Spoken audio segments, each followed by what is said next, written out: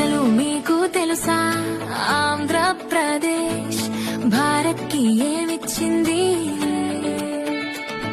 అని? భారతదేశం మొత్తం విస్తీర్ణంలో కేవలం 5% ప్రాంతం మాత్రమే ఉన్న దేశం మొత్తం.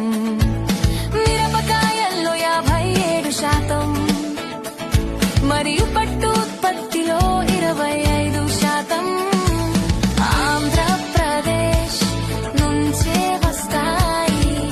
విశాఖపట్నం ఇక్కడ భారత నౌకాదళానికి నౌకలు, సబ్మెరైన్లు తయారవుతాయి. శ్రీహరికోట ఇది కూడా ఆంధ్రప్రదేశ్ లోనే ఉంది. ఇక్కడ నుంచే భారతదేశంలోని ప్రధాన అంతరిక్ష ప్రయోగాలు జరుగుతాయి. ఆంధ్రప్రదేశ్ దేశానికి 70%, రొయ్యలు 27%, చేపలు మరియు 20% గుడ్లు సరఫరా చేస్తుంది. దేశం మొత్తం 40%. కోకో ఇక్కడ ఉత్పత్తి అవుతుందన్న కారణంగా దీనిని భారతదేశం యొక్క చాక్లెట్ స్టేట్ అని పిలుస్తారు. కృష్ణా గోదావరి డెల్టాలో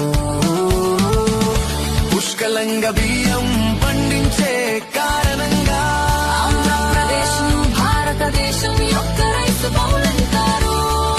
భారత జాతీయ పతాకాన్ని రూపొందించిన పింగళి వెంకయ్య గారు కూడా ఆంధ్రప్రదేశ్ వారే ఈ నేల తెలుగు భాషని, కూచిపూడి నృత్యాన్ని దేశానికి అందించింది.